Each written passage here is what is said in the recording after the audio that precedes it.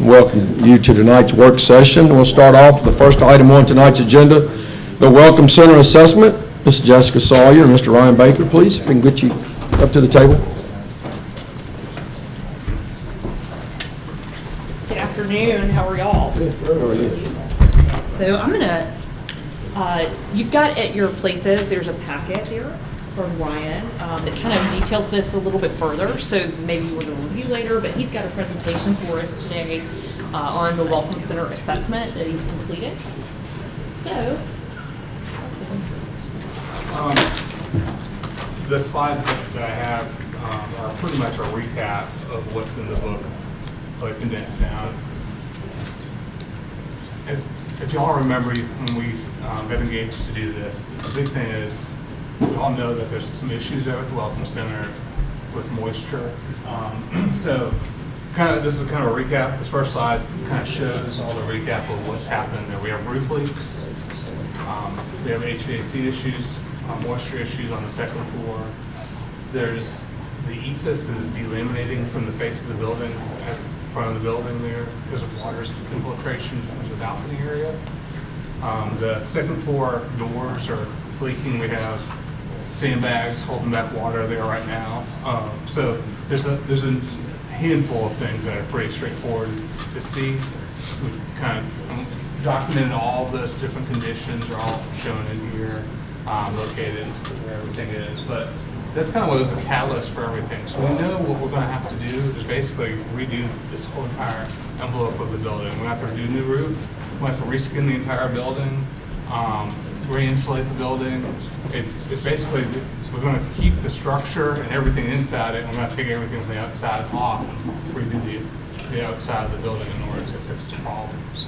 And when we do that, we can put new windows in, new doors, and as well the balcony.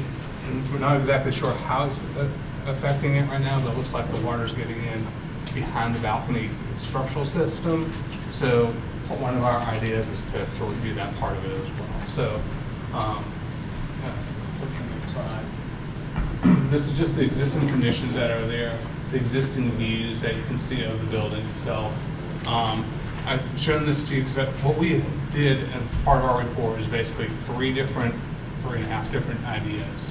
One is just fixing the building as it is, leaving it alone, some minor improvements to the way it is. The next part of it is would be the second option would be to add a stair and an elevator to get to the second floor. The second floor is used by the museum as archive space right now. There's only one stair that gets to it. It doesn't meet code.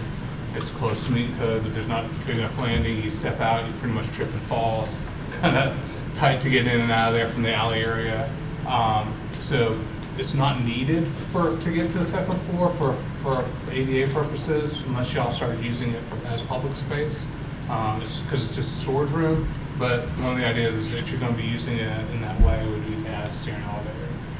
The other idea would be which I'm going to show you, is actually connecting to the museum, because there is a stair and elevator literally right across the alley there to one another. And there's a lot of benefits to that, and I'll talk about those in a minute. And then the other part of this is the Welcome Center, and it's not the most welcoming Welcome Center in the United States, especially from the backside.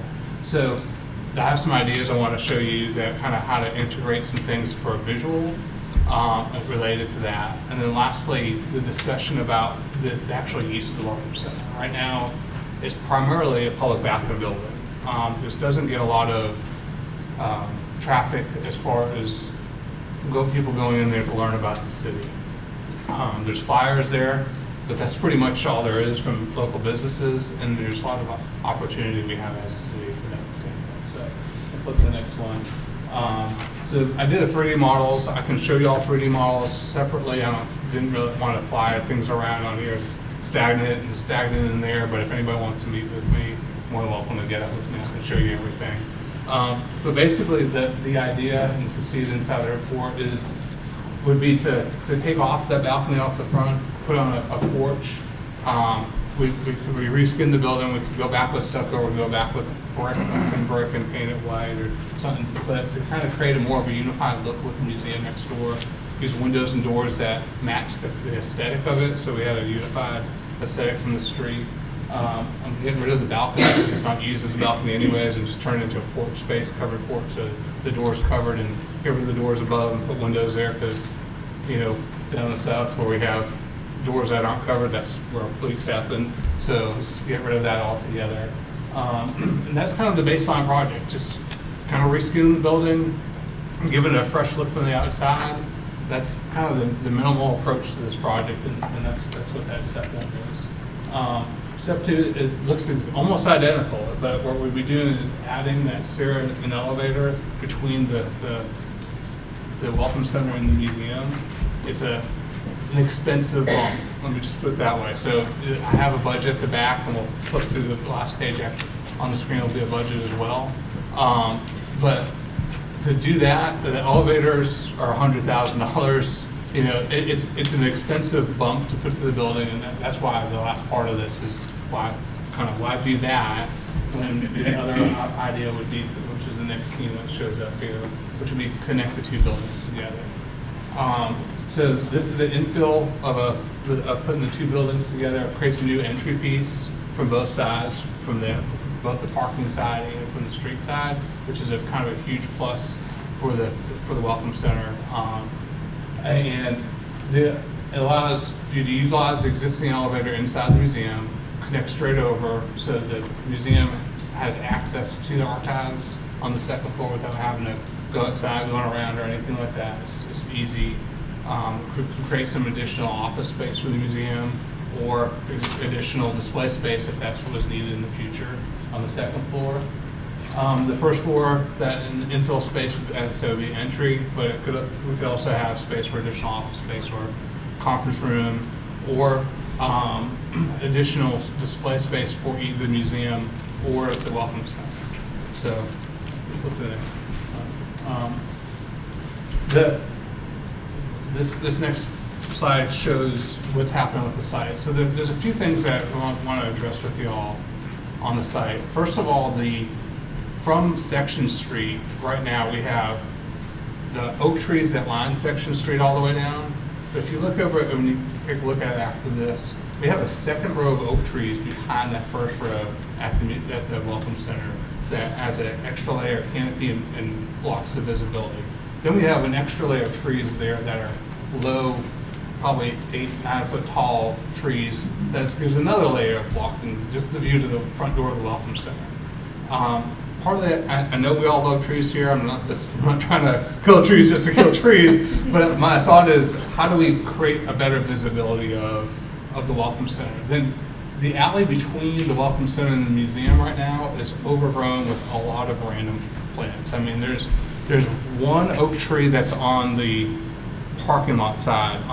There's evergreens. Which look more like overgrown Christmas trees. There's palm tree in there. There's elephant ears. There's all giant, and they're all overgrown, and it makes it very, not pedestrian friendly, which the idea kind of looked like originally was a pedestrian park to get people from Section Street back to the parking lot, and it doesn't feel safe and friendly to walk through there right now. So really that area needs to be cleaned up.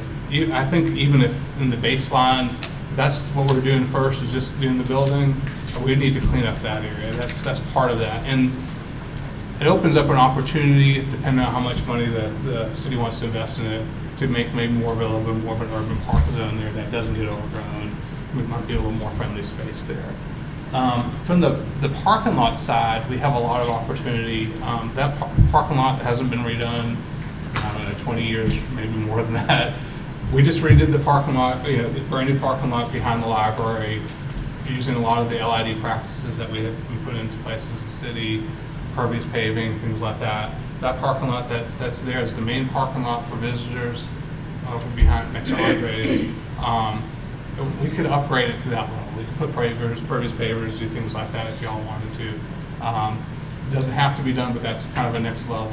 But the other things that are kind of, to me, more important on the aesthetic side of things that you all might want to think about is the back side of Andres and the buildings over there, it's a service alley. And that's what also faces the parking lot.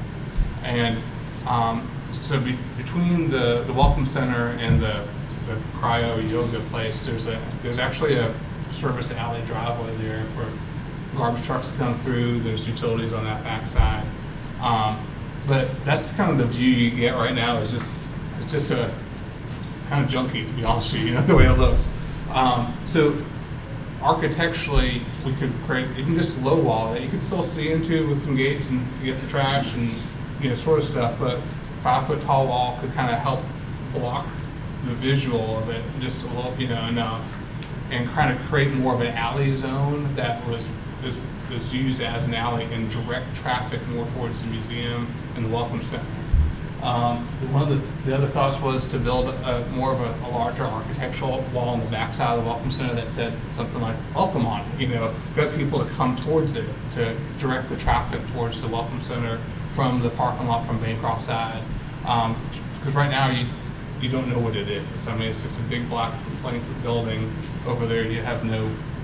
There's nothing that's directing somebody new to town to come into that zone. So those are kind of some of the, and this could happen with just the base version, or if we start upgrading to the other versions of the building itself. Those are some of the things that could happen on the site. And then lastly, while I was doing this study, did a little bit of research and investigation into welcome centers in general. There's a lot of movement in welcome centers to kind of create more, I want to call them museum-like spaces for the towns and the communities that they go into. These would be like to create display spaces. There's one, this Florence, Alabama, that visitor centers at the top there. You can really see kind of a lot of what they do. They actually have exhibit designers come in and design exhibits that relate to the space. It gets people that come visit there to go in and say, oh, I didn't know that the Fairhope had a pier. Let me go down and visit the pier and find out about it.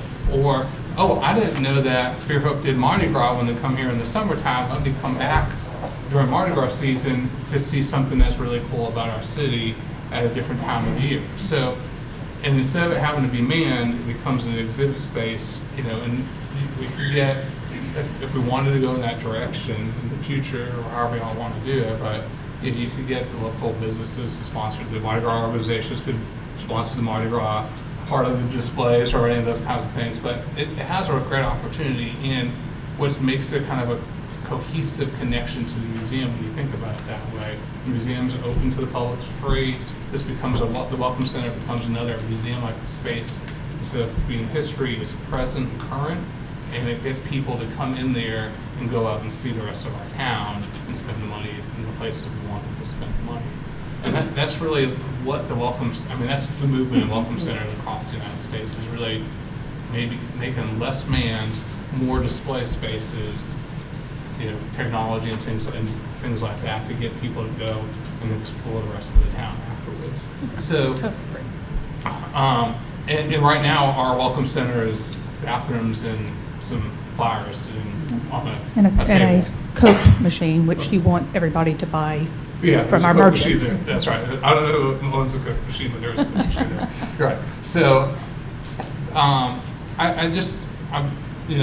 we start off as what's wrong with it, what can we fix on the building itself, but I wanted to give you all a cohesive idea of what the opportunities are for a welcome center for the city of Fairhope in general. Is thinking not just about solving the problem, because I know typically when we fix a problem, not we as just city, we as humans, when we fix just the problem, we don't look at everything, all the opportunities, we kind of fall short.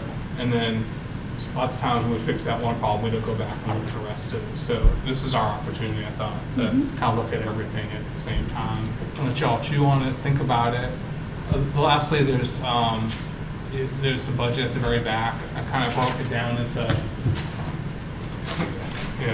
the baseline project, I called it, and then an ad for the elevator and the stairs, and the separate ad for connection of the two buildings, just kind of an either or, if you will, and then a lot of the site items. And It's kind of like animals. You could start picking and choosing the side items and plugging in those numbers with the other ones if you wanted to. And this doesn't include anything for the exhibit design. That's just the building thing. And then the next page, I had an overall project budget that would, you'd have to include soft costs for whatever kind of, if there's offices, you have to buy a desk, and whatever there is that we go into. So I just trying to give you all kind of a big snapshot of all of it to kind of chew on, think about. I know we're about to work on budget, and I know this probably, there's a lot of other things that are higher up on the priority list in the big picture with the city, but this was something that for y'all to think about how to utilize. I definitely like how you tied all of this in, because it really is something that will better serve citizens and visitors. Mm-hmm. And Alan and Jessica and Sherry Lee, before Jessica, we want to talk about all of our city-owned buildings and how we can tie in history and anything that we have, because we have so many artifacts that are so interesting and need to be really not stored, but, we did that with the Grand Hotel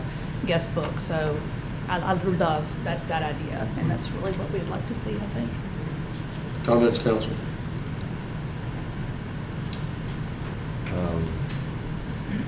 I'm just obviously a pretty wide-ranging budget depending on what direction we go. It is, and and some of the numbers are wide-ranging. Like, for example, the parking lot. You could just do a black coat over the existing one, restripe it, put some new paint striping down for a walkway zone, or you could do pavers. That's just a wide range of cost difference. And it would really need to be more about talked through when we get to, if y'all want to go in those directions. I thought it was very thorough. I appreciate you having a vision. Mm-hmm. I'm kind of like you. I don't know if everything's a priority right now. If we can, if we could pay for everything that was, that we wanted to, we'd tear this building down. Thank you. I think that we would do that. So yeah, I agree. So, but I do want to say to the council, and I do think that we haven't seen the budget yet. We're going to start seeing it. But the baseline project is what prompted this this study, and we definitely need to take a look at the baseline. And so I think council, if y'all can start looking at the baseline. There's not a real wide range of costs there. I'm actually pretty pleasantly surprised by that estimate. I'm just looking at that. Of course, option 1A and option 1B, they're, for what it is not that much. If we could actually do it for that, but I don't know that that's a priority. I like option 2 as well. And it's just a matter of how much do you want to budget and where do you want to go with that. And, I like your concepts of looking at the back of the building and having, welcome center there. That's nice. And what you're trying to do with that alleyway and fix it up it definitely meshes with what we're trying to do across the street at the parking garage. So it's right. Overall, it's a good job. I just, it may be that we don't do all of it at one time. But we could do 1A and 1B. I definitely think it would be a good idea to start cleaning up the areas between the buildings as well, so that it's inviting and. Well, and as we look at the cohesiveness, but as we look at cohesiveness with that alleyway project that we're working on, I do think that it lends itself really well to that baseline with the alley upgrade. Right. Even if that's just pruning. I do want to kind of press the council a little bit on that baseline project. I'd like to say, take your time on these other thinking about that, but does anybody other than me, you've heard from me, do you have any strong opinion about the baseline project? I don't feel like that's something that can be put off for very long. Putting the archives at jeopardy, and it is what prompted it. And we have some ideas too, just as a stopgap for the archives. So that would be, more affordable and make sure that we can time it right. Jumping ahead to budget discussions, Mayor, do you have any monies budgeted in there for Did y'all put this? any in the No, capital this was not projects? included as part of a capital project at this Yeah, point. I'm because just we're seeing this. still- I've heard about some ideas, but I haven't Okay. got any hard numbers yet. The capital projects, and we'll get into those more, there's flexibility. We reduced it to, what we have in the bank, but you know, not all of them too will come out of 2020 budget, but they're in there. The baseline project, I know that if you do that first and you come back later and do 1A and 1B, you're going to have a certain cost that you know, if you, what's the word I'm looking for? When you stage it.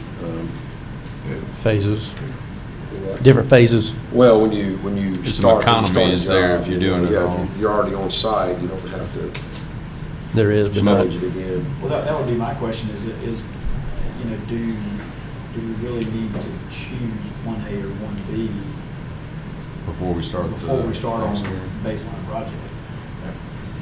You don't have to, there is additional cost to obviously do something later. I mean, there is restaging, that's probably low on this size of the thing.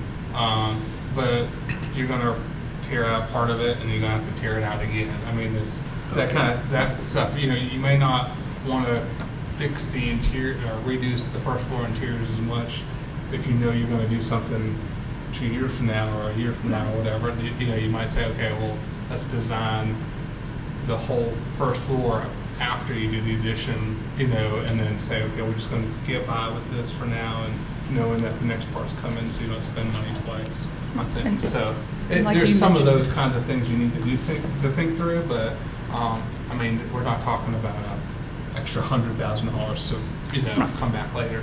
Well, I think just like you said, with this project and keeping a bigger picture, it's just part of a larger conversation with all of our city-owned properties that tie into leases and things that will be coming up. I just think there is a lot of opportunity, but it really all needs to be looked at, because we can never do it all.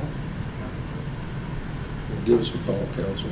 My question would be, if we did the baseline project, all of it, and then decided to do second, option B, use the attachment, would you be wasting any of the money that you did on the baseline versus the skin wall?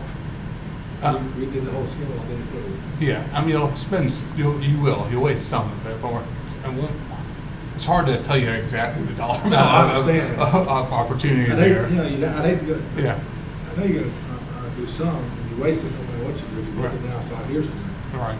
But the point of it is, I'd hate to do a whole bunch of renovations and say, okay, now, later on, we need to have, you lose half of it. Right. So, you know, that would Sure. be good, but, I agree. I That's the agree. kind of thing I think we need to look at, as far as, obviously, we need to do the baseline. But if you do the baseline, what do we need to do in addition to that, so as not to waste either what we are, or we're going to spend money on that. You put one of those big plastic access panels on the side of the building, like you do for your plumbing. You know, I guess I'll say from my standpoint, part of it is just that vision, you know, is just kind of think about how much you want to spend. If you want to make the investment now, or is it going to be investment later, or how you all want to do it, but it's creating a vision for this Right. part of the That's development center. right. And yeah, anytime you only do part of the project and you come back and do this later phase, there's always additional costs you end up tearing out things that you could have avoided tearing out because you would have done it all to begin with. But that the redundancy on this is probably, because it's so small, we're talking, you know, the size of the building is 1,200 square foot Right. footprint. I mean, it's just a tiny, you know, it's a jewel box in a way. It's kind of It looks really big, but it's not very big. No, it's not. So, you know, there's not a lot of materials that you're going to have wasted because of that. and to me, looking at the scale, you know, basically that baseline, what you're doing is you're spending that money to have public restrooms. You know, it's not a welcome center per se, based on the big vision. So you're gonna spend that money for public restrooms, and then if you don't do the master plan all at one time, you probably eventually go back and build a separate structure rather than, I mean, tearing back into it. That should be a consideration too, even though I always hate thinking and I about don't it know, that I don't way. know where it goes, but I don't think you would go back in and, Well, it is archives too. Well, yeah. It is the museum. Right, that's right. The storage, It's a pretty right. important function. yeah. Oh, yeah.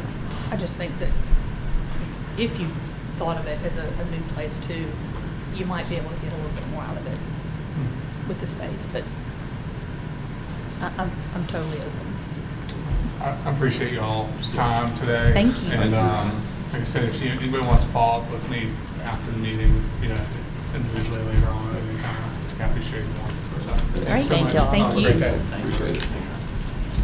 Okay, next item is Historic Preservation Commission ordinance discussion. Ms. Jill Goddard and whomever. It's Skip Jones. You get me Skip, Hi, good afternoon. So we wanted to come and just familiarize that ordinance that we're proposing here for the city of Fairhope, which is for the Historic Preservation Commission to be in place. There's a lot of things that this commission can do. First of all, it protects our environment here in the city of Fairhope. We are so popular and such a destination because of what has been developed here for so long. It's not what's going to be coming in the next 5 to 10 years, but it's a history here behind us. Also, too, coming in behind the museum and the Welcome Center talk, we can serve, if we had the commission in place, and of course that would be appointed by the mayor and approved and appointed by the city council, but we would be a liaison for projects within the city. So we would be able to help search for funding and budgeting. The surveys that you're talking about, we could probably find a way to help get those covered and paid for. We'd be able to help with the community education side through the CLG program to have that the covered cost for us as well. When we think of Fairhope, it's not only structural, but it's environmental too. People love to come here for faith reasons. They love to take the walks down our historic streets. There are some key things in here, and I hope you all have the opportunity to review the ordinance that we've proposed. One of the things that I always want to make sure I tell you is that everything in here, as you'll see it stated, is recommended by recommendation of the City Council. So the commission, when it's formed, does not give it the privilege to enact anything it wants to enact. We would, the commission would come to you all with recommendations, and it would be up to you all to pass and enact those. It can be a step-by-step process too. So we can start with taking the baby steps through it all and forming the commission that would be able to get us to the CLG, to certified local government, where we can become part of that program. But also too, from there, we can decide how far we want to take that program. Whether it's to go ahead and designate the historic districts, where we want to go from that. Skip? Well, a couple of things. This has been like a 20-year effort. I mean, some of you have been involved in this for a long time. One point I want to make is, I think, our Historic Preservation Committee, our goal is to familiarize you all with the ordinance and what the ordinance would offer as a possibility to do other things. The ordinance would enable the establishment of a commission. Our committee is a bunch of, well, we actually have a couple of people that know what they're doing, not me, but a couple of other people. But the commission would be chosen for their architectural and historical knowledge, and they would then advise the council about how to, if you wanted to establish historic districts, how to establish them, give you some idea of the pitfalls in doing that, and some idea about what other cities have done to make it successful. But my main point, the point I want to make is the passing of the ordinance would only establish the commission, which members would be chosen because of their expertise. The commission then would work with the council and the mayor to decide whether you wanted to establish historic districts. As Jill said, there's some funds available both from the federal government and the state that would be accessible if you had a historic commission. So I think it makes sense to pass the ordinance to establish the commission. The commission then would be tasked with whatever you ask them to do.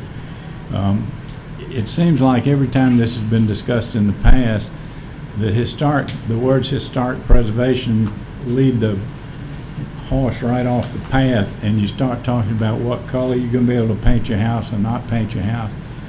The ordinance has nothing to do with that. The ordinance establishes a commission, then the council works with the commission. If you want to go forward with the establishment of historic districts, and if you do that, then how do you define the district, and how do you define what activities are permitted in the district? The ordinance does not get into that. It just establishes a commission. I think it would be an advantage for Fairhope to have a historic preservation commission. Right now, Foley has one, Magnolia Springs has one, and the city of Mobile. They've been advantageous to all those cities, and they've really, in Mobile particularly, they've maintained a considerable part of the character that was left after the 60s and 70s urban renewal effort took place. But again, the establishment of the passing of the ordinance and the establishment of the commission does not commit you to anything specific, and it does not give the commission any authority other than what you give it. So I recommend that you all look at the proposed ordinance, and in due time, I think passing it would be an advantage to the city, and it would let us move toward having a more formal look at historic preservation. I'd just like to add one more thing that I became aware of this afternoon, and that's if we have FEMA have to come to town, if we have a disaster such as Hurricane Katrina was for our area and surrounding communities. FEMA has funds that are available for historic properties. $2 million was designated post-Katrina for rehabilitation of historic properties. So I think that is something, of course, too, where we live. And the priority of those properties goes to city-owned properties, as I understand.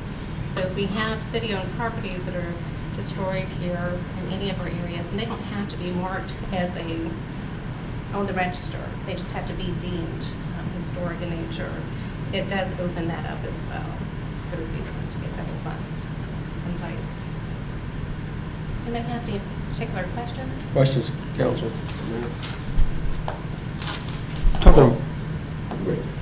Talking about the funds available, the way I understood it was strictly for commercial properties, correct? Yeah, the funds that are available for the CLG. Private properties are through things like facade easements, and those are tax-related advantages to the property owners, but I think you're right. The CLG is that. Now, if you look at historic preservation and forming that commission in Fairhope, you kind of have to think of the CLG as the extra. So the Historic Preservation Commission, what it's going to do is create that education for the community. It's going to be able to help direct individuals to what's available as far as their personal properties. Becoming part of the CLG is what's going to allow to help get some of those fundings for, Right. surveys and pay for some of the educational side of things. So there's two different sides to it. And for the CLG, you have to first have a Commission. historic preservation commission. And that, I'm not going to say that having ordinance in place and a commission in place for the city of Fairhope wouldn't benefit the city of Fairhope. Of course it would. We want to maintain our heritage here in town. But having that CLG, having that little bit of extra is what's going to come back to the city as far as being able to help overall with your budget plans, with the dollars spent, and being able to help possibly put things into that welcome center to help draw in the tourism a little further with the historic side of Fairhope. So if we were to pass this ordinance and create the commission, I would assume that would be to establish a district. Otherwise, it would be almost pointless. So. Well, the commission would be the first step. So once the commission's in place, you would form the members of your commission. That's a commission of that district. And then it's up to you all. If you look at, let's see, if you look at page 2, the historic district is going to be designated by the city council. So that's going to go back to you all to decide. We'll make the recommendation, or the commission would make the recommendation, but it'll be up to you all to designate those areas. So my question is this. Is that something that can be altered once established? Is that pretty easily done? Yeah. Okay. Because, the reason I ask that question is, we have a lot of unincorporated areas in and around our city, and some of those may or may not contain historic structure. And if we can only control what's in our city limits, and our city limits was to change, could we change the district? You can add to it. One of the ways that we had talked about is taking it easy. It's something new coming into our community to having this in place. You could look at just doing the CBD as a historic district. and then moving forward from there to possibly the Marina or the Bayfront and whichever other areas of town would like to put focus. Yeah, I mean, the council really has the power to, in fact, they have the only power. The commission only recommends to you all either the establishment of a district or not. I mean, they can come recommend the establishment of a district and say, we don't think we're ready for it, or we'd like to look at the exact geographic parameters and the exact rules that might be imposed on the district.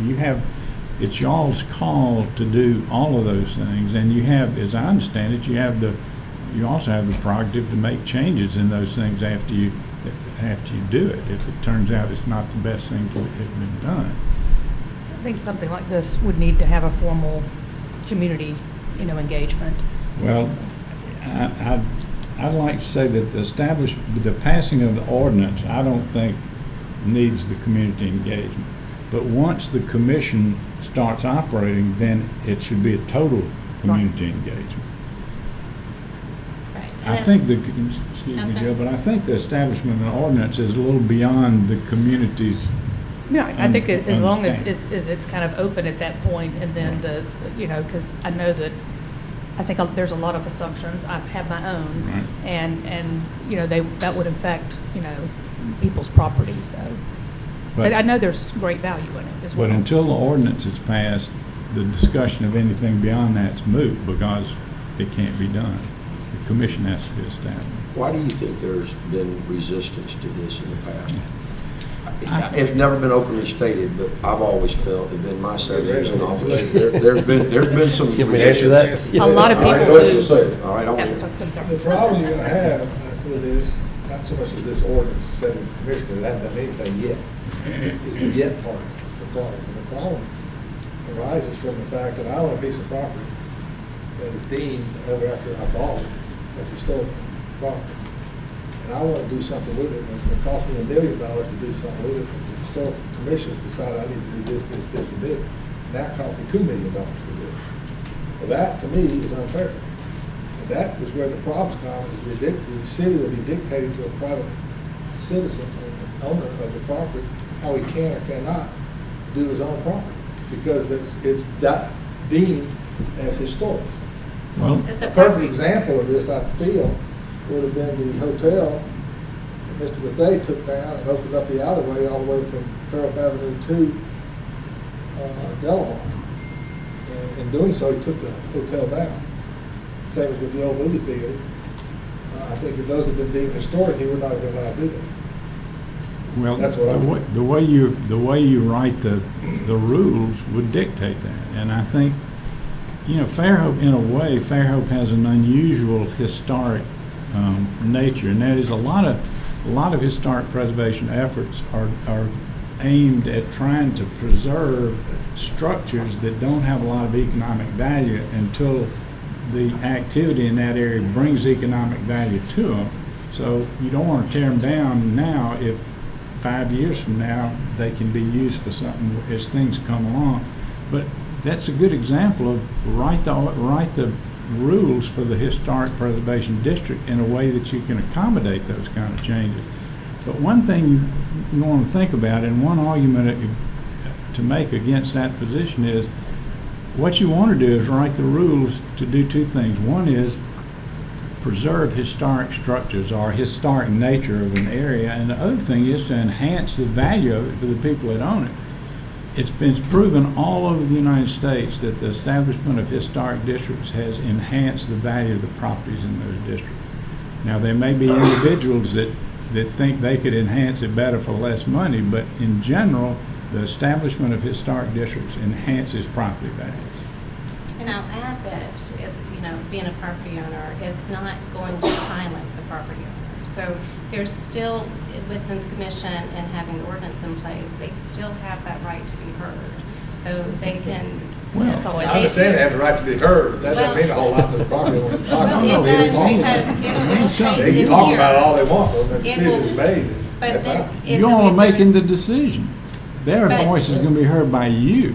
If there's a time that there's that disagreement there, so it states on page 12 that it can hold a public hearing And if the property in itself is not, if it can be separated from a historic value to the community, is kind of a standalone, then there's coverage and also too within the ordinance, and once the commission would be in place, that you have that ability to kind of separate that property out if it's not healthy, if it's not part of what's contributing to the historic area. Robert, did you have something? Yeah, I was going to ask Eric, how would a historic district correlate with the current codes? Yeah, I think that's why a lot of these homes that people don't realize, when somebody buys a property with a historic home on it that's somewhat dilapidated, it's going to cost 10 times as much to Mr. Boone's to get that into current code. You got to replace all the windows, you got to do this and strap it and. There are some allowances for historic structures in all of the building codes. Primarily, the number one thing that it gives allowances for are for windows and cladding, things like that, because that is an aesthetic that contributes to the historic nature of the building. And we've had, I won't call them, it's allowances that are in the building code for that, folks that are rehabbing some of these historic structures that are listed on a registry and they are legally defined as a historic structure. We've given them latitude on their windows and some other things. Other things it doesn't give, like for commercial buildings, even if it's historic, if it requires a sprinkler system, you have to put in a sprinkler system. They did that at the Grand Hotel. They had a lot and they became listed as a historic structure before they began their big renovation. But there's no allowance for something like that in an assembly life safety thing. But there are in windows, there are in some of the claddings and some of the other things that have to do primarily with the aesthetic. And I was going to add to that, and you might be able to confirm this, but there was an architect that does a lot of municipal work in Birmingham, and he mentioned that in some cases it can save you money. It can. But I mean, yeah. I'm just saying, I've never been a part of that. I did not list my building. Nobody has the answer. Sure. Because of the unknowns. When you start trampling on people's land rights, you've got a real problem. Well, You're saying, well, it's our decision. Well, that's real good. Hand that football over to us with 14 linebackers lined up But against it's not just that. It's not real good. But forming that commission brings in that CLG, which brings over an educational side to where the commission is going to be there with the public. They're going to be holding public events. They're going to be educating the citizens of our community. Also, too, always keep in mind, let's don't get lost out in the weeds with things of paint colors or windows. What it really is just creating that foundation. How it's going to be wrote is up to the city of Fairhope. It's going to be up to what's suggested from the commission, to what's brought to the council, and probably a lot of times what the council is going to suggest back to the commission. So there's always that process there. So it's not your window panes right now. Right now it's just being able to bring, first of all, I think when you bring peace to the citizens of our community, especially the ones who have moved here, have lived here, being able to recognize that we're not going to destroy Fairhope. We do care about our town, but also to bring over the education. Let them know, let the homeowners know what grants are available. Give them a point of contact to work with. Take some off of Jessica, take some off the city as far as trying to search out those grants to where, the commission will help do those grants and apply for those. So. And just so you know, I know I haven't met some of the new members of the committee, some of the previous members. I had met with them and we put together a handout for historic structures in Fairhope. And if you look at especially our website, we have a historic section on there and it lists the Schneider report in all of the districts and what are historic structures and what are contributing structures. We have the Baldwin County Shields and Banners list on there that shows you where those buildings are located and some of the things Ms. Goddard are talking about. Grants and things that are done. We did a handout showing these are some of the places that offer grants, private foundations or tax credits through the Alabama Historic, and we have that. And anytime we have someone come to us now with a listed historic structure that they're going to do work on and they're considering demolishing it, that's the first thing we hand out. We want to make sure, because right now we don't have an ordinance to prevent that or to, have anything to do with that. But we hand that out and we want them to know, look, these are your options. These are things that you can do. So we have some of the identification stuff on our website now that you're talking about, but we really don't have any kind of a regulation that governs what they may or may not do or what direction they have to take. I'd just like to add that I think Jill's done an excellent job kind of re-energizing this committee. And going back to something she said earlier, the sole purpose of the committee based on the ordinance it was created upon is to determine whether or not we should form a historic preservation commission. So they've been working on that for 20 years. I think it's unfair to have them continue to spin their wheels if we're not going to go that route. But I think the goal, in my mind, is I think people in Fairhope do value historic preservation.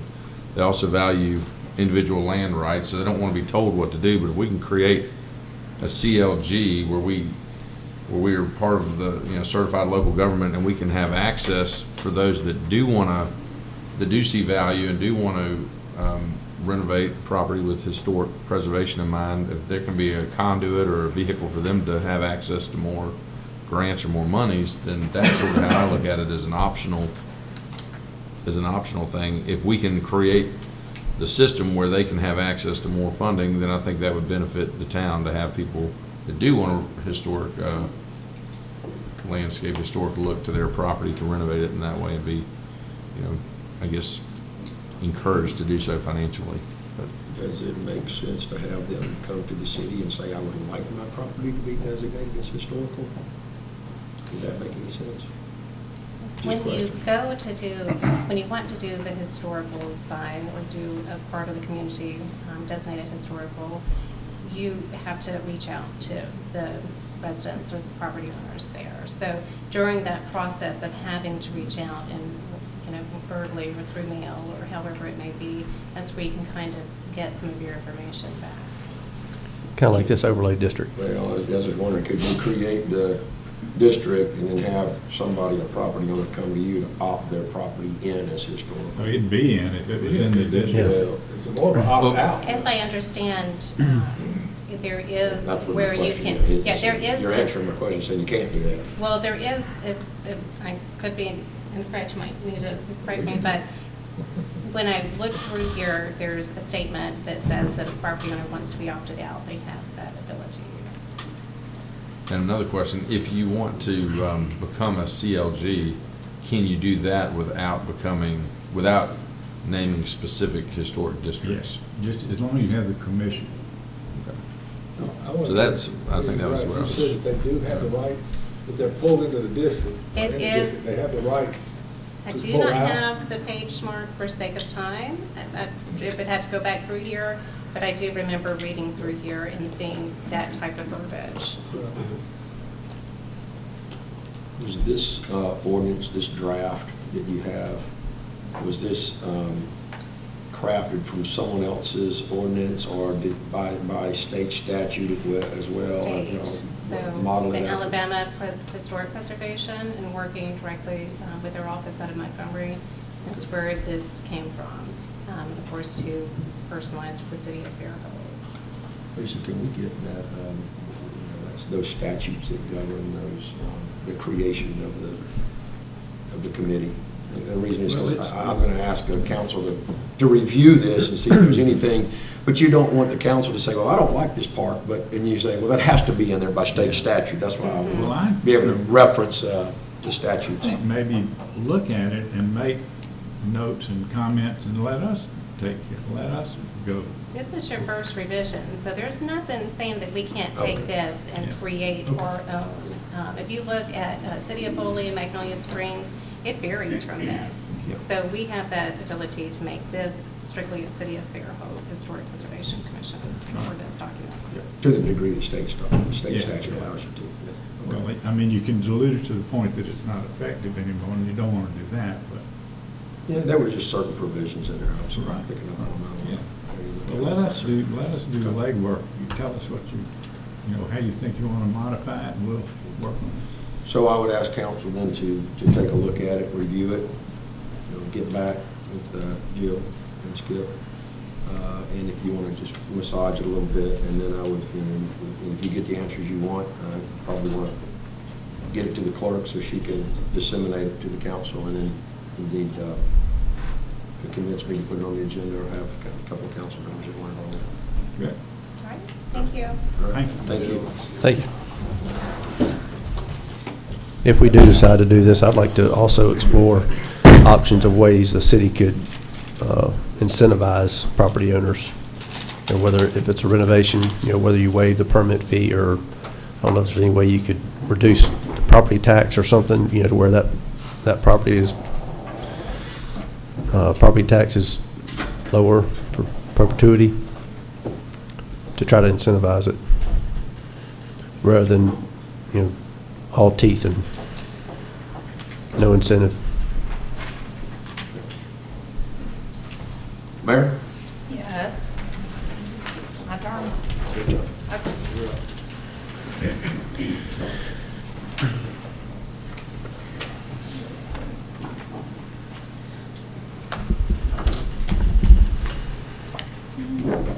I just need to get the slide up.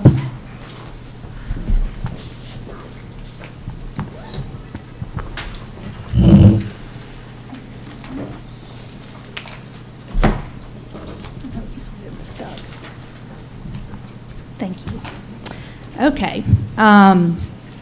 The 2020 budget is, we really, every year we do a little bit different approach to try to make it easier and try to make it more understandable, and we're always going to do that, as long as we're doing this. My goal when I took office was to, of course, separate the city and utility budgets so they would run independently. It would be the only way for us to determine how each department within the city and utilities could be financially managed for sustainability. I won't say that we've completed that, because every year we continue to find things that, maybe this should be split a little bit differently. It's not like the utility department has all of its own employees administratively, but, I think every year we're getting a little bit better. In order to pinpoint, the details that really add up to a lot, that's where we are in the budget process now. It was the low-hanging fruit the first year and more low-hanging fruit the second year.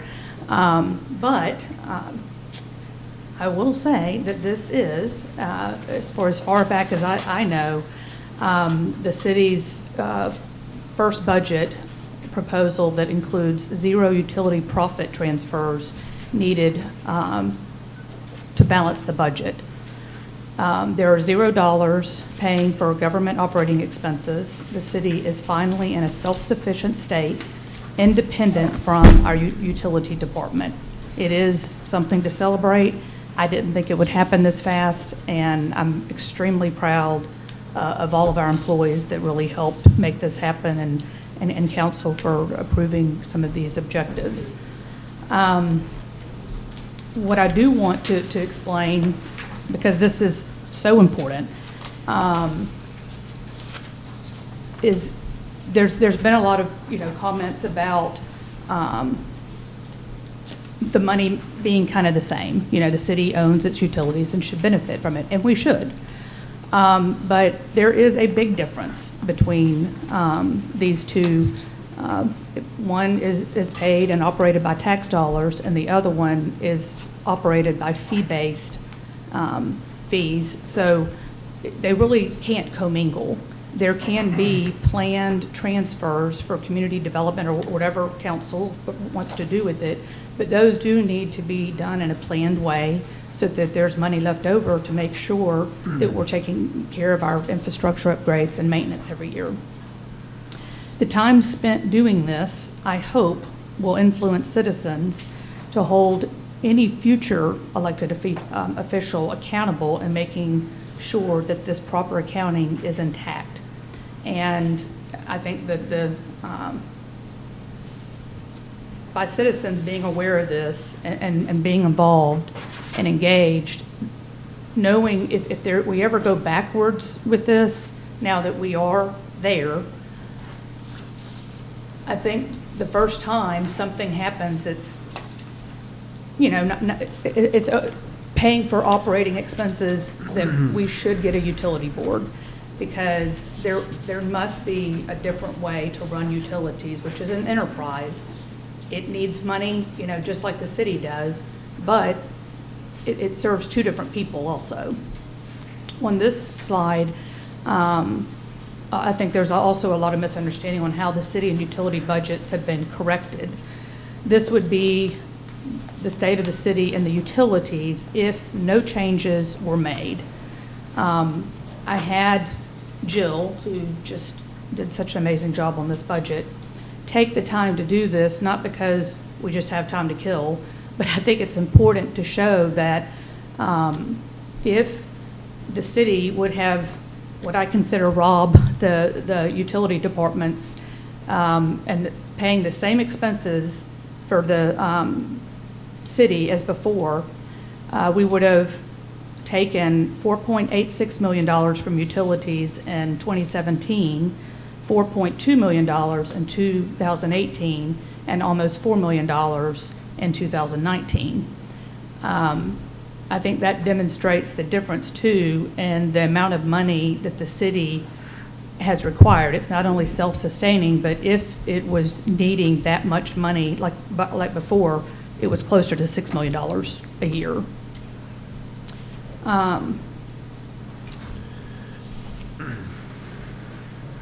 The utilities is the main thing I want people to see on the bottom. Is these are actual utility profits from 2017, 18, and 19.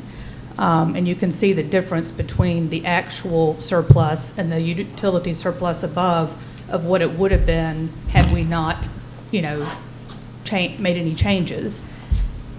What that has done in the past is made it so the utility department can't pay for its annual maintenance, much less any infrastructure. And that's really why none of this has been done, and it really has been ignored for so long. So we just can't repeat history.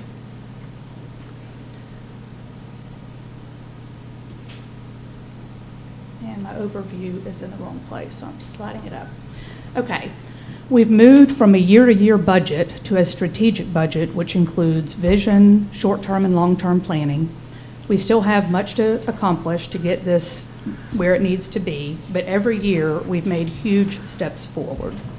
I'm extremely proud of the hard work of all of our supervisors and all the efforts they have put in and invested in being a part of the budget. It's important for them to do this because they can fine-tune it so well. They understand the priorities of if we can't accomplish it this year, this is the thing that we can put off to next year. I also want to commend Jill, our finance director. She has once again put together what I think is the most comprehensive budget that we've ever had. The detail and complexity of this feat is it's just incredible, and you really have to be there to see how much goes into it to appreciate it. Our treasurer also, I wanted to say thank you, because this budget really for the first time too includes the revenue components, so we're using them in a strategic way. You know, the budgets, we've been saying, okay, this is going to pay for that and this is how it's going to pay, but really planning that cash flow is something that has been lacking. And I think with Jill and Kim now in place, I just think the sky's the limit. We're only going to get better. Also, this budget this year was developed exclusively through our Munis system, which is a budget module in the system that we use. And the benefits of doing this, although it was a huge learning curve for everybody, it helps prevent errors related to complex manual system. We can include much more of the budget for everyone to see, and it's stored for future budget purposes. This can be communicated as well internally, and I'll get to that in a minute with laptops, but excuse me. There's a place for justifications where we can include what will happen if this is not funded. And usually there would be another expense that would accompany that. There's places to put reasons why these decisions are made, and when we go through this budget process, it's going to be done through Munis for all citizens to see too, so you know and understand where every tax dollar is going. General expenses in each department have been broken out more, again, so they can be managed.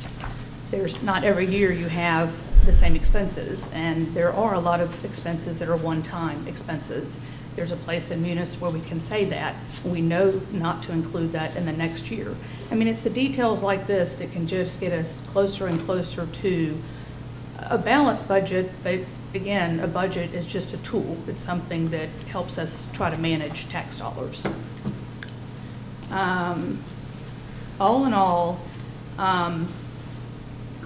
the time-consuming manual edits that affect so many areas now can be made through Munis and, again, reduce errors and try to make sure, okay, that's going to affect this. We need to make sure to delete it here. It's just, it really is a game changer.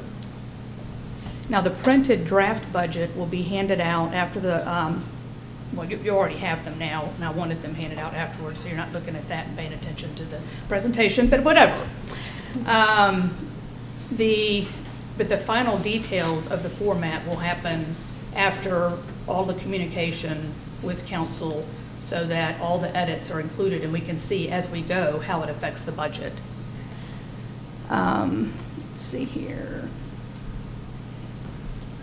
Council now, and this term, and really this hasn't happened until this term, has a budget where they know where the money's coming, what each department needs for expenses and revenue. It really is the most transparent budget.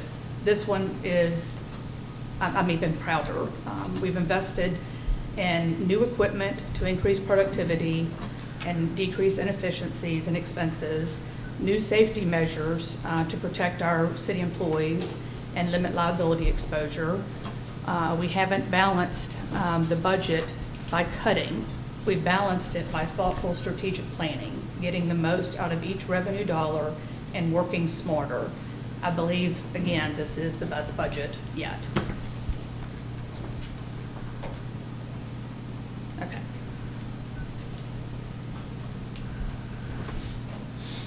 Some of these slides are in out of order, so bear with me. Okay. Understanding the overall objectives and goals of this administration, with every decision that's made, it's not arbitrary. I mean, these are the things that, you know, I mean, honestly, they came straight from my platform when I ran for mayor. And so these are the things in each department that we look at. So when you go through it, it says establish a plan for responsible growth, and that's not just planning in our city, it's internally for each department. End wasteful spending and invest in ways to be more efficient. I'll go into more detail on how we were able to accomplish that. Protect and invest in our city assets to better serve our citizens, and we just heard about the Welcome Center previously. Restore trust through transparent communication and accountable leadership. Separate utility and city budget to eliminate commingling of funds, and invest in long neglected city and utility infrastructure upgrades and rehabilitation.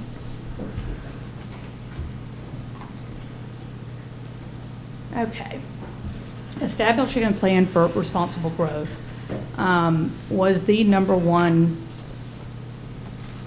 I think, concern and what our citizens wanted us to do in 2016. That was by far what everybody was talking about.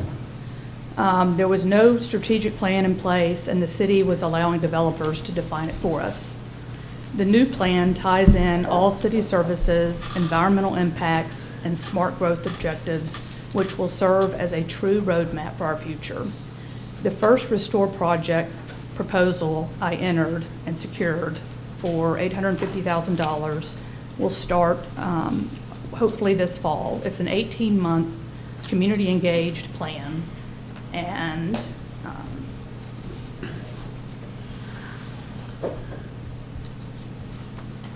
it doesn't have the language behind it.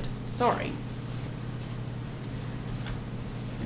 But it's, when I say community event, 18 months is a long time, but that whole time is going to be spent with different areas of Fairhope where everyone's communicating in that area and understanding what other people want out of their property. And a shared vision with experienced planners that can help them along the way. The reason this is important and the reason why we wanted to spend the money doing it this way is because 2/3 of the area that makes up Fairhope is unzoned, and therefore anything can be built. We do have some restrictions when it comes to subdivisions, but that's why we want this to be community engaged, because unless there is 100% buy-in for the different areas that make up Fairhope, we just don't have a lot of tools right now, and that's our future threat.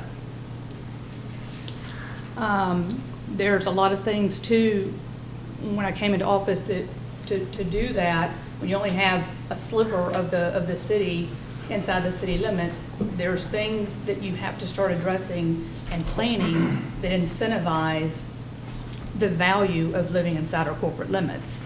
It's important for two reasons. One, we have to have shared income or contributions to afford all of the things that everybody enjoys for our quality of life. But two, and probably the most important, is that we're able to plan and have the tools we need that lack being in an unzoned area. So the police jurisdiction I started talking about in 2017, and it just has not been, part of a bigger discussion. But if we don't at least start talking about it as a plan, this is not sustainable. The top line there, as you can see, is, I don't know why this is out of order from what I sent, so I apologize. Okay, the top line, well, if you go back to FY16, the far right upper corner, that was the actual expenses in the police department in 16. In 2017, we went down a little bit, but that was also because we weren't doing anything in 2017 except looking at all of our expenses and trying to figure out where we were. And that's when in the 2018 budget, started talking about the fact that our police department is actually staffed for just the city limits. It's not for the 3 miles that extend outside of our city limits. So we started, including more expenses. In 2018, it was almost $6 million. And in 2019, the actuals are coming out, but these are estimated about $6.1 million. Well, the budget this year is almost $7.5 million, and that's after we've cut a lot. And these are things that are needed. Trust me, I mean, we were very, very short-staffed. And when you look at the years, the police jurisdiction revenue, we collect license fees, cigarette and tobacco tax, liquor and beer tax, lodging tax, sales tax. The sales tax outside the city limits is half of the sales tax inside the city limits. So that 1% is designated to the police budget. But as you can see on the bottom, from 2016 to 2019, it hasn't really increased. And this is not even, we spend half of our time, and we have about half of our population in our police jurisdiction. So it's not sustainable, and we have to recognize this, and we cannot afford to ignore it any longer. This was just a map that I showed in 2017, so you could understand kind of the scope of the police jurisdiction. And it is small for y'all, but the black and white, the black and red outline is our police jurisdiction. And you can kind of eliminate that blue and yellow because those are not applicable to what we're talking about. But the pink area is our city limits. And the pink area to the right, or kind of in the middle, the big part is the airport. So most of the city, you can kind of take out the airport, because we own that. But most of the city, like you can see, I keep saying a third, it probably is more like a quarter. So one of the things that we can look at as kind of a stopgap, because when you look at planning a police jurisdiction, we are 3 miles right now. The next step would be 1.5 miles. And then, of course, eventually, policing the city limits. But thank you, Kim, for getting this for me. This is Baldwin County, and we found out that Fairhope is the only city in the county that doesn't have a city, or a city gas tax. Now, before everybody goes, oh, I don't want more tax, I know that, especially coming off of the big hikes from the state, do understand that any tax that's in gas is included in the advertised price, and businesses have to be competitive. So we can either continue to kind of inflate profit margins for businesses, or take our share for our roads and for police. Again, when you're rubbing your nickels together to get the city balanced, these are things that it just doesn't make sense that there is nothing. The Eastern Shore is 1%, and then most everybody else, except for Orange Beach, are 2 and 3%. So again, it's not something people want to hear about, but affecting your budget is not really going to happen because the price is the price. People in Fairhope, businesses in Fairhope have to be competitive with prices in Daphne, and guess what? Daphne includes their city tax in there. So, and to give you an idea of what Daphne obtained just for 1%, they don't have a police jurisdiction either. It was in 2018, I'm not sure what 2019 was, but it was $228,000. Kim had mentioned, our treasurer, that the gas station at our Walmart makes more revenue. I don't know if she's here, but has more revenue than any other Walmart in the county. So I'm just saying that we need the money. This is an easy way to do it, and I don't think anybody would see a difference in the price per gallon.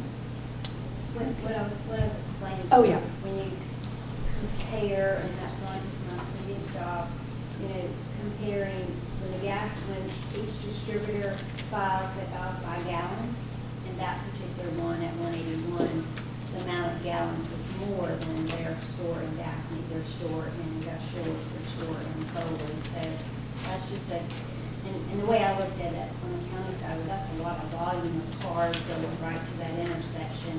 And you can really see it's just that volume that was there. Thank you. So you only collect that within the city limits? You would collect, if you did a penny, you would collect a penny in our corporate limits and a half a penny in the jurisdiction. You could get the half.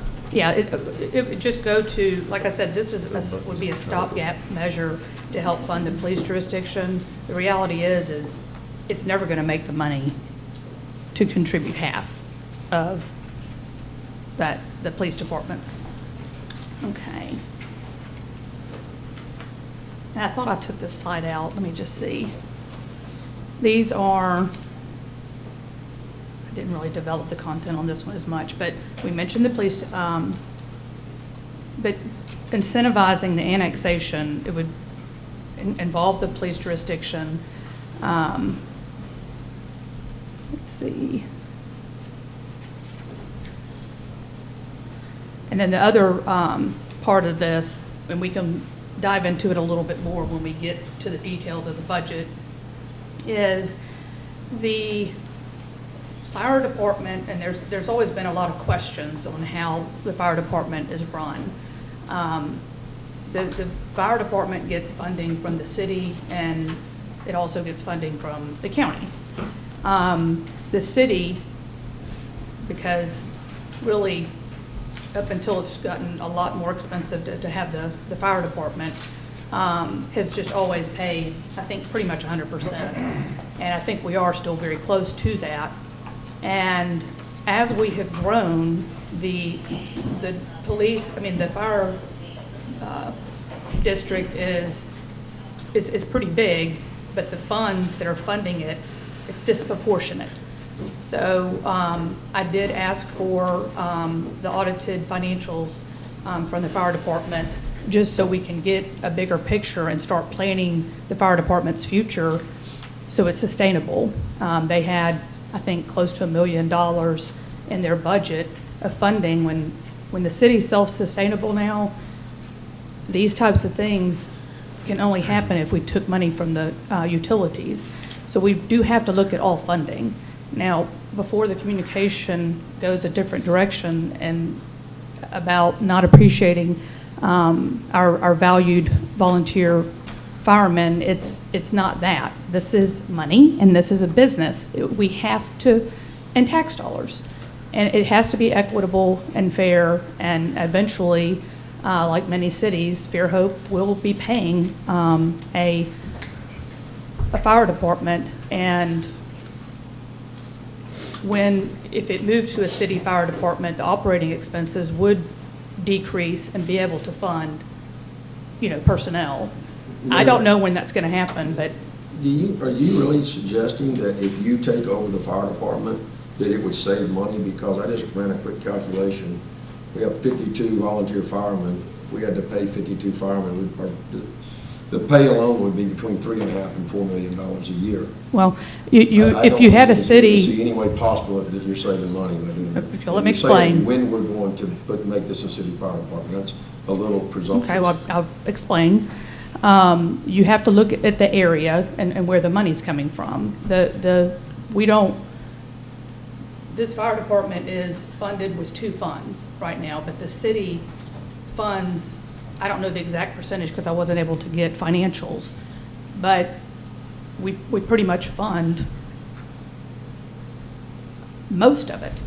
So if we're doing that already for volunteers, I granted, but it's still, for this budget, it would be close to $2 million because just operating it is close to $1 million. It's for a huge area. Again, this is business, and these things have to be discussed because it's not sustainable. I mean, we have to either partner, if we're going to continue this structure, and use the county funds to help operate this jurisdiction because the city can't afford it. So free labor is not sustainable. Well, if you get county funding too, and it's not being considered in the budget, you're fine with that? You might be able to reduce operating costs, but your labor costs are always your biggest cost, and you just can't offset it by cutting the operational cost. You can't, unless you can cut $4 million out of it, which is probably double. All I have asked for was the audited financials. I would think that when we're doing a budget, and especially for taxpayers' purposes, you would want to see the full picture. I haven't talked to anybody that has a problem with that. I want to see the full picture, but I don't want to hear you lobbying for a fully paid. No, fire I'm not department lobbying for budget. either one. I said if it's either going to be one day, I'm not saying when, a city, but if it continues running this way, there has to be more contribution from the county. That's all.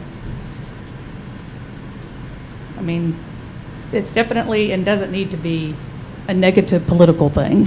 When you ask for audited financials, you should be able to get them. And I think that that's something that should be part of this budget. So.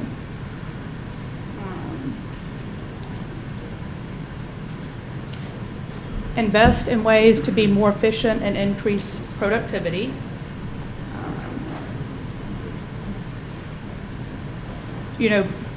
One of the platforms was, ending wasteful spending, so we can invest in ways to be more efficient and productive.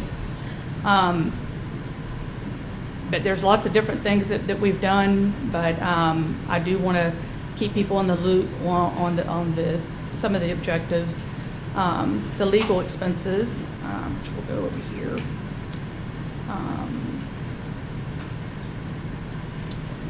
This is the last 3 terms, and there's only 3 years in the top line because we have 1 more year left.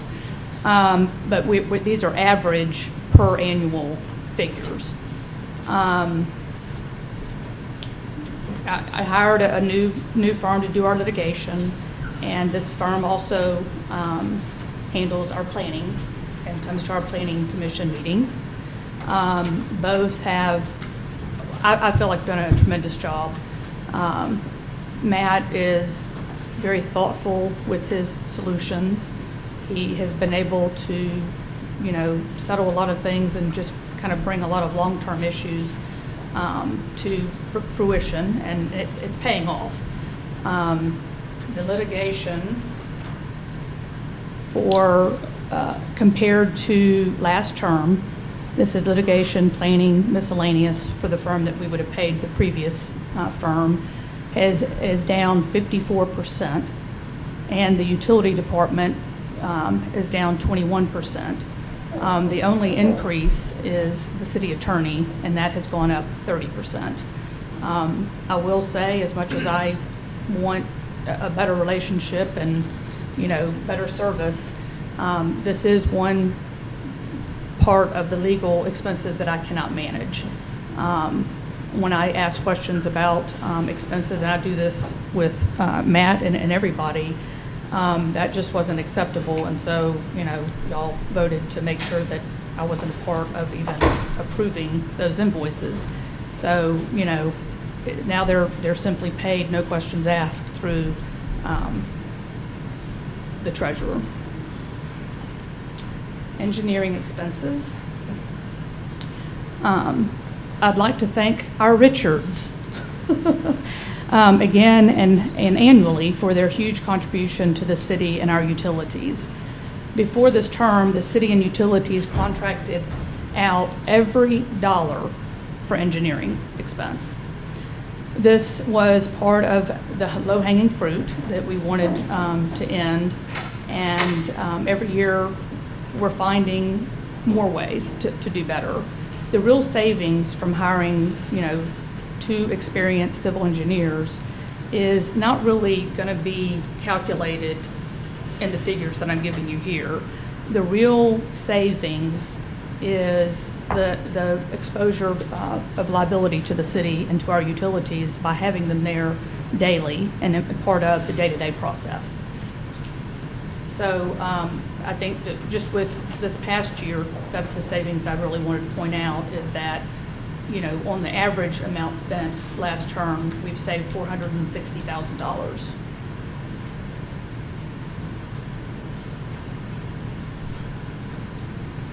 I'm sorry that some of that's cut off, but to invest in experience and personnel needs, of course, this has been part of each year's budget process. This 4th budget presentation, I will once again go over the needs to invest in experience and the needs for the department. Some of them have gotten, some of the employees. With 41% growth between 2010 and 2018, the number of full-time employees last term decreased. Trying to save money by cutting employees has cost the city tremendously in the ability to keep up with services, maintenance, and preventing the proactive work needed for a growing city. This term has been spent on catching up on that deficit from last term, and which we accomplished in 2018. Again, just bringing us even from 2 terms ago. In 2019, we have now increased the number of employees slightly from 2010. But the lack of full-time city administrative role has also prevented me from doing, my role as mayor. As far back as 2001, there has been a full-time city administrative role in the city. And Lisa sent me some more information so I can fill in some of these holes. But the different, they've gone by different names. We've had city administrator, general superintendent, and administrative superintendents. These roles are big, and they do help a lot with some of the day-to-day things to allow a mayor to do their job. Most cities have this position. It might not be called city administrator, but there is a position like this. And when they don't, it's usually because they're very small or they have a lot more people and top-level jobs. This is, what is kind of ironic is that. I want to ask you, we're about 1 minute. Okay, I'm sorry. From the time of council. Okay, and I can do this, yeah. Since we've had one, and there might have been some holes between 2001 and 2009, that's what I've got to fill in. But since 2009, we've had this position, and it was defunded during the council meeting before I took office. So I think we're accomplishing a lot, but voters do vote in mayors to accomplish what they've set out to do, and we've done a lot, but there is no question that a city administrative role would greatly help the city. That is in this budget too. This is, even if I finish this today, this is only the beginning of a lot of detail that I think we can really move forward on. So, and I did want to, at some point, schedule next week meetings, and I did email all council to kind of put it in y'all's court on how you wanted to go over the budget in open meetings, because that is the way that these budgets are done. So thank you, Councilman Conyers, for getting back with me, and I do like your ideas. We're open. But it is, that's how it's going to have to be done, because it does have, we need to meet as many times as it's needed in an open meeting in September to approve it October 1st or before. So Monday's Labor Day, so obviously we wouldn't be meeting on Monday, but. You can't meet Monday? I won't be here. But what I was going to suggest is, would y'all be open to doing either a 2 half days or 1 full day? I know that's a lot of time to block out, but I mean, I think it's going to take a lot of time and set up meetings with the department heads where they just come in one at a time, one after another, have them I can staggered. bring coffee and snacks. And I mean, what are y'all thinking about that? I'd rather have probably multiple short meetings than long meetings. That take a lot of time off from work to do that. But I also don't think that it's possible to do everything in a public meeting. The budget wasn't put together in a public meeting, and it's not like. Because it would be 3 months or more of that. But this is how government works. I mean, this is how it works. It's nice to get as much as we can in there, but I just don't think you can cover every aspect. And we spend dozens and dozens of hours at night, to weekends, whenever you have an opportunity. With 5 council members that all have full-time jobs, sometimes you just have to meet when you can. But this is once a year, and it is the most important job and role of council. And having these meetings and making decisions behind, closed doors. So I'm not privy to these things or the conversation. The department heads are not, and citizens. We just can't go through another budget cycle like that. Behind closed doors, we don't feel like you put the budget together in secret. I mean, you just can't do it all in a meeting. So No, I mean, we have a month. It's unreasonable to think that we can go through every single. You said it was the most complex budget ever in the city earlier. I said it's the most it's a complex process, but it's not a complex review, because there's every amount of detail you can look at is there. I mean, shouldn't that be the goal? To pass it on time? I'd love to. Okay, so all I'm asking is how to structure this So y'all have enough time in September to do it. I'm gonna make myself open, our directors, I mean, we all want this, and it makes it very, very difficult when it doesn't happen for all of us to do our job. So it's written that way. I mean, the budget passes on As much as October we 1st. can, I just, if we can do it, and we can do it on a public meeting, I just don't think it's reasonable that we can meet as much as we, possibly want, but. Only I just 3 of you don't want have the to meet. expectations to say, So- pardon? Only 3, gotta have a quorum. All right, let's wrap it up.